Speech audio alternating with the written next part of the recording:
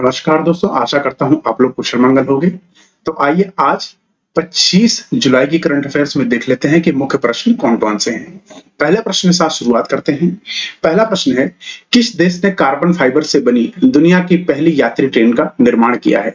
बहुत ही इंपॉर्टेंट प्रश्न है क्योंकि जो भी देखिए हाल-फिलहाल में दुनिया में पहली बार होता है या देश में पहली बार, वो बहुत ही इंपॉर्टेंट हो जाता है एग्जाम पॉइंट ऑफ व्यू से। तो इसके ऑप्शंस चलते हैं, देखते हैं। ऑप्शन है A China, B UAE, C India या डी फ्रांस। इसका सही उत्तर है ए, चाइना ने हाल ही फिलहाल में इस ट्रेन का ध्यान रखिए उद्घाटन किया है, शिलान्यास किया है जिसे कहते हैं। इसी के साथ आपको यह ध्यान रखना है कि इस मेट्रो ट्रेन को सेट्रूबो 10 भी कहा जाता है। अगर क्वेश्चन आता है व्हाट इज सेट्रूबो 1.2 which is seen in news recently, तो आपको ध्यान रखना है ये कार्बन फाइबर ट्रेन है पहली वाली। इसके साथ साथ इसको स्टार रैपिड ट्रांजिट के रूप में भी जाना जाता है। कार्बन फाइबर एक ऐसी सामग्री है जिसमें कार्बन के पतले, मजबूत, क्रिस्टलीय तत्व होते हैं। अनिवार्य रूप से कार्बन परमाणु लंबी श्रृंखलाओं में एक साथ बंधे होते हैं। अगर कोई पूछता है कार्बन क्या है तो यह ध्यान रखना। वही चीन की राजधानी है बीजिंग और राष्ट्रपति यहाँ के हैं शी जिनपिंग। नेक्स्ट क्वेश्चन देखते हैं। अगला क्वेश्चन है, भारतीय पुरुष फुटबॉल टीम के मुख्य कोच किसे नियुक्त किया गया है? ए इगोर सितमेट, बी सुनील छेत्री, सी स्टेफन कॉन्टेस्टी या डी मोनोलो मार्केस। इसका सही उत्तर है डी मोनोलो मार्केस को भी हाल ही में इस पद पर नियुक्त किया गया है। इसके साथ आपको यह भी ध्यान देना है, इससे पहले यह पद किसके पास था, कौन थे इंडिया के कोच? तो ध्यान रखिए इगोर स्तिमक के पास था। वहीं सुनील छेत्री जो कि इंडियन फुटबॉल टीम के काफी लंबे समय से कैप्टन रहे हैं, उन्होंने इस साल अपना घोषणा की कि वो फुटबॉल से संन्यास ले लेंगे। ये आपको ध्यान, इन्होंने संन्यास ले लिया है। ठीक है, तो ये हमारे कैप्टन थे। वहीं स्टेफन कॉन्टेस्टीन भारत के सबसे बेस्ट अभी तक के कोच रहे हैं, ये आपको ध्यान रखना है। भारत के सबसे बेस्ट कोच रहे हैं, सबसे सफल। इसी के साथ आइए मोस्ट इंपॉर्टेंट हाल ही फिलहाल में जितनी भी अभी नियुक्तियां हैं, सबको हम फटाफट रिवाइज कर लेते हैं, जो कि एग्जाम पॉइंट ऑफ व्यू से काफी इंपॉर्टेंट रहती हैं और पूछे जाते हैं प्रश्न। जैसे सुमन कुमारी को बीएसएफ की पहली महिला स्नाइपर बनाया गया है, ये प्रश्न आया था, अभी आपको याद होगा। तो जिसने एसएससी का सीएचएसएल एग्जाम दिया था ना, उसमें यह प्रश्न पूछा गया था। वहीं अनुराग अग्रवाल को संसद सुरक्षा का प्रमुख बनाया गया है। एएम खानिकर को लोकपाल अध्यक्ष बनाया गया है। इंद्रमणि पांडे को बिम्स्टेक सेक्रेटरी जनरल बनाया गया है। रघुराम अय्यर भारतीय ओलंपिक संघ के सीईओ बनाए गए। अनिल कुमार लाहौटी को ट्राई का हेड बनाया गया है। नवाब सलाम को इंटरनेशनल कोर्ट ऑफ जस्टिस का नया अध्यक्ष बनाया गया है। सिंधु गणपति को दक्षिण रेलवे की पहली ट्रांस महिला टीटी बनाया गया। ये प्रश्न बहुत है, देखो पहली है ना, ये सब बहुत इंपॉर्टेंट है। राष्ट्रीय चिकित्सा आयोग के नए अध्यक्ष कौन बने हैं, क्वेश्चन आ चुका है, तो बीएन गंगाधर, ये बहुत इंपॉर्टेंट है। ठीक है, अगला देखें तो रश्मि शुक्ला को महाराष्ट्र की पहली महिला डीजीपी बनाया गया, तो इसलिए प्रश्न इंपॉर्टेंट हो जाता है। विकासशील को जो एडीबी एशियन डेवलपमेंट बैंक का एग्जीक्यूटिव डायरेक्टर बनाया गया है, ये भी बहुत इंपॉर्टेंट है। दलजीत सिंह चौधरी को एसएसबी का नया डायरेक्टर बनाया गया है। वहीं रविंदर त्यागी को पावर ग्रिड कॉर्पोरेशन का नया सीएमडी नियुक्त किया गया है। नादिया केल्विन को नया प्रेसिडेंट बनाया गया है यूरोपियन इन्वेस्टमेंट बैंक। अगला है सेंथिल पांडियन को वर्ल्ड ट्रेड ऑर्गेनाइजेशन में राजदूत बना के भेजा है किसने, भारत ने। ये आपको ध्यान देना है, ठीक है, भारत ने। अगला है शशि सिंह अखिल भारतीय रबर उद्योग संघ के अध्यक्ष बने हैं अभी हाल ही में। पी संतोष नेशनल एसेट रिकंस्ट्रक्शन कंपनी की एमडी बनी है। ये प्रश्न बहुत इंपॉर्टेंट है।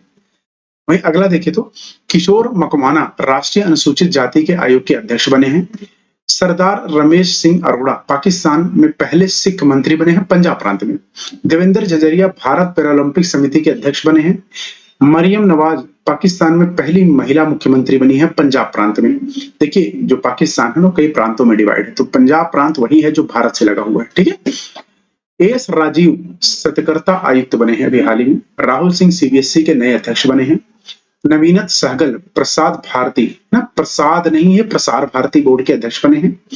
ज्ञानेश कुमार और सुखबीर सिंह संधू को चुनाव आयुक्त बनाया गया है। 3 चुनाव आयुक्त होते हैं ना, एक मुख्य चुनाव आयुक्त और 2 चुनाव आयुक्त, तो ये दोनों है, ये ध्यान रखिएगा। ठीक है। संयुक्त राज्य अमेरिका में भारत के नए राजदूत कौन बने हैं, विनय क्वात्रा, ये आपको ध्यान रखना है। आइए अगला प्रश्न देखते हैं। अगला प्रश्न है, हाल ही में किस भारतीय निशानेबाज को अंतरराष्ट्रीय ओलंपिक समिति द्वारा ओलंपिक ऑर्डर से सम्मानित किया गया है? बहुत ही इंपॉर्टेंट प्रश्न है, ध्यान रखिएगा। ओलंपिक्स इस बार आपको ध्यान रखना कहां हो रहा है, पेरिस। पेरिस कहां पर है, फ्रांस। फ्रांस की राजधानी है पेरिस। ठीक है, इसके साथ जो भी क्वेश्चन ना इस पे बनते हैं वो सब बहुत ही इंपॉर्टेंट हो जाते हैं एग्जाम पॉइंट ऑफ व्यू से। ठीक है, तो इसका ऑप्शन देखते हैं। ऑप्शन है ए पीवी संधू, बी शरद कमल, सी अभिनव बिंद्रा या डी गगन नारंग। इसका सही उत्तर है सी, अभिनव बिंद्रा को हाल ही में इस सम्मान से नवाजा गया है, आपको ध्यान रखना है। देखिए कितना आसान था अगर जिनको पता होता कि अभिनव बिंद्रा किस खेल को खेलते हैं। तो भारत के निशानेबाज हैं, पहला इन्होंने भारत को दिलाया था क्या, स्वर्ण पदक। पीवी संधू को इस साल ना महिला कैटेगरी में, फीमेल कैटेगरी में फ्लैग बीरर बनाया गया है। क्या बना है, फ्लैग बीरर। जो ध्वजवाहक होते हैं ना उनको फ्लैग बीरर कहते हैं, ध्वज लेके चलते हैं। शरद कमल को मेल कैटेगरी में फ्लैग बीरर बनाया गया है।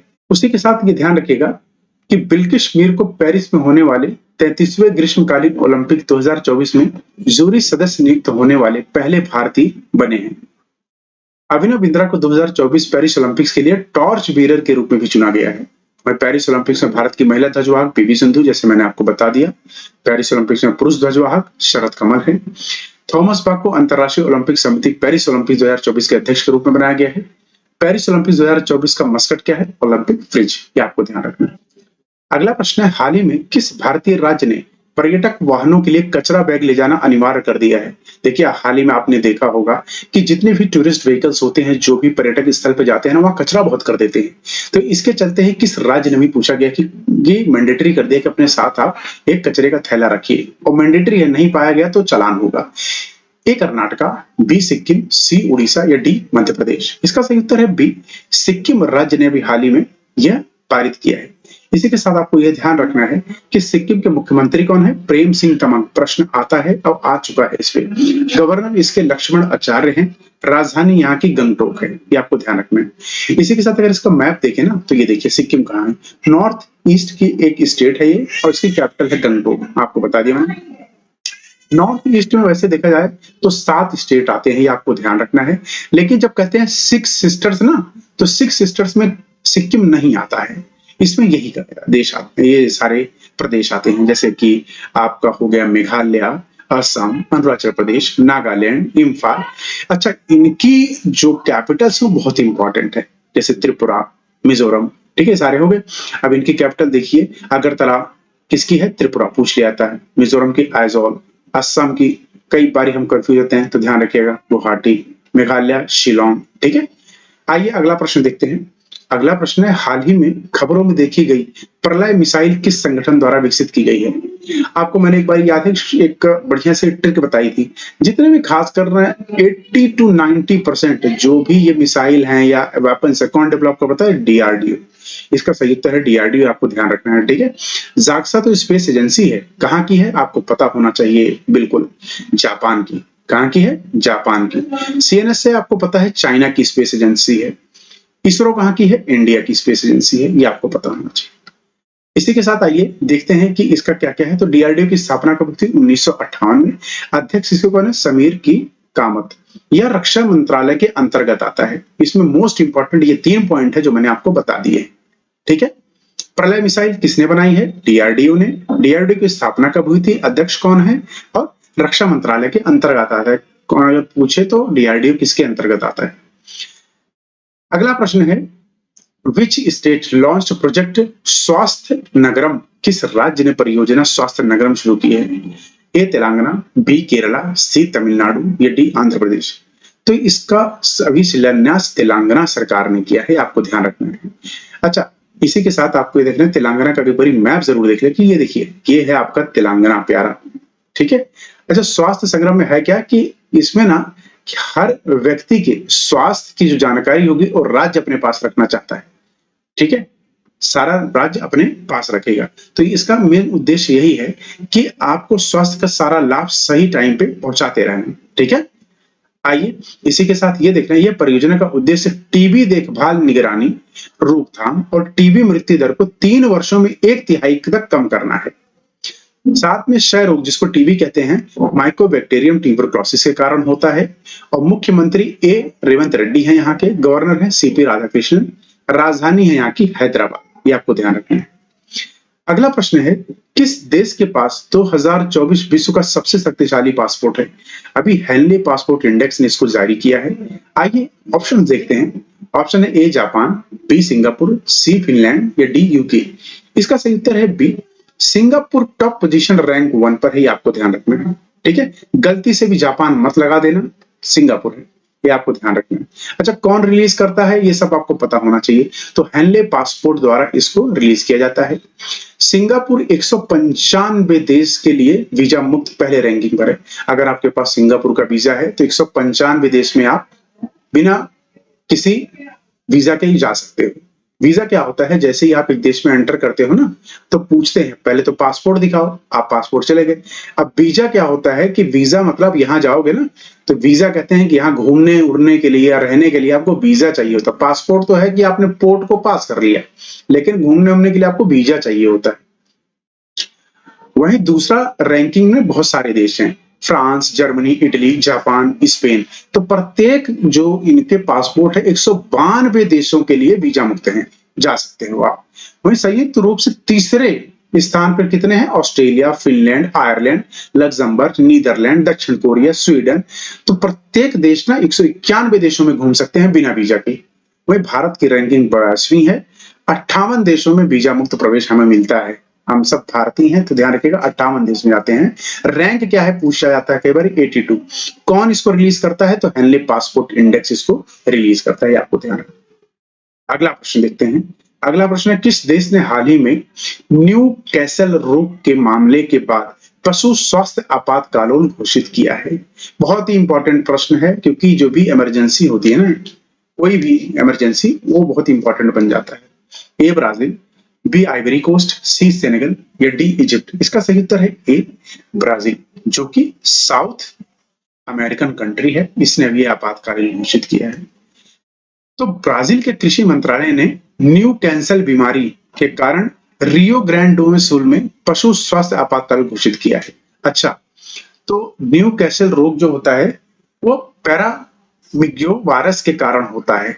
पक्षियों में श्वसन तंत्रिका और पाचन तंत्र को भंग कर देता है, प्रभावित कर देता है। वही ब्राजील की राजधानी है ब्रासिलिया, यहाँ के राष्ट्रपति है लूला दा सिल्वा। एक बार यहाँ का मैप जरूर देखिए, कई बार प्रश्न देखो मैप से बहुत सारे आ जाते हैं। तो यहाँ की कैपिटल ये देखिए ब्रासिलिया, आपने देख लिया। और यहाँ का मोस्ट इंपॉर्टेंट अमेज़न फॉरेस्ट आपने सुना होगा, तो यहीं पर है। अच्छा, चिली ये देखिए, और यहाँ पर दो ही लैंडलॉक्ड कंट्री है। लैंडलॉक्ड मतलब जिनका कोई किनारा समुद्र से नहीं मिलता, एक तो बोलिविया है और एक पैराग्वे। प्रश्न आ जाता है कि कोई कंट्री बताओ यहाँ की, लिख जाता है कि कौन सी कंट्री लैंडलॉक्ड है। तो आपको ध्यान रखना है बोलिविया, जिसकी कैपिटल है लापेज, और पैराग्वे असुआन इसका है कैपिटल। ठीक है, ये आपको ध्यान रखना है।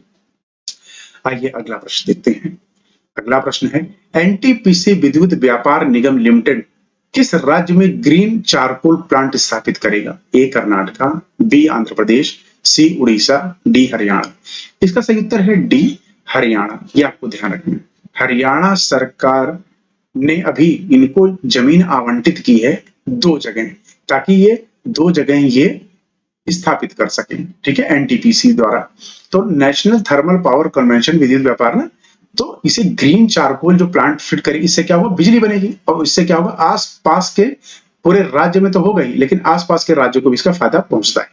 आइए इससे जुड़े सारे इंपॉर्टेंट पॉइंट देखते हैं। तो गुरुग्राम और फरीदाबाद, ये 2 लोकेशन पे तो नगर ने 500 करोड़ रुपए की लागत से 2 जिलों में 2 अपशिष्ट से लकड़ी का कोयला संयंत्र स्थापित तैयार किया जाएगा, जिन्हें ग्रीन कोल प्लांट कहा गया है। अगर आ जाए ना ग्रीन कोल प्लांट क्या है, तो ध्यान रखिएगा। यह संयंत्र स्वदेशी तकनीक का उपयोग करके प्रतिदिन 1500 टन कचरे को चारकोल में परिवर्तित करेंगे। तो देखिए कितनी अच्छी बात है। कचरा तो गया, लेकिन क्या मिल गया? एनर्जी मिल गई। क्या मिल गई? एनर्जी मिल गई। तो स्वच्छ भारत अभियान का समर्थन कहीं ना कहीं इसकी तरह हो जा रहा है। अच्छा, नेशनल थर्मल पावर कॉर्पोरेशन की स्थापना 1975 में हुई थी, आपको ध्यान रखना है। इसके अध्यक्ष कौन है? गुरदीप सिंह। ये प्रश्न आ सकते हैं। हरियाणा के मुख्यमंत्री आपको पता है नयाब सिंह सैनी है। राज्यपाल यहाँ के बंडारू दत्तात्रेय हैं। इसका अगर आप मैप देखें ना, तो हरियाणा 5 राज्यों से घिरा हुआ है। देखिए यहाँ पर आपका पन से पंजाब, यहाँ से अच से हिमाचल प्रदेश, यहाँ ऊ से उत्तराखंड, यहाँ उत्तर प्रदेश और यहाँ राजस्थान। ठीक है। और ये रहे आपके गुरुग्राम और ये फरीदाबाद, और ये चिपका हुआ नई दिल्ली। मैंने राज्य कहा था कितने, ये आपको ध्यान रखना है, और यूनियन टेरिटरी एक ही है, उत्तर प्रदेश। आइए अगला प्रश्न देखते हैं। अगला प्रश्न है संशोधित ब्याज संवेदन योजना, जिसे MISS, ठीक है, अंग्रेजी में कहें तो मॉडिफाइड इंटरेस्ट सबवेंशन स्कीम, हाल ही में समाचारों में देखी गई किन दो संगठनों द्वारा लागू की गई है?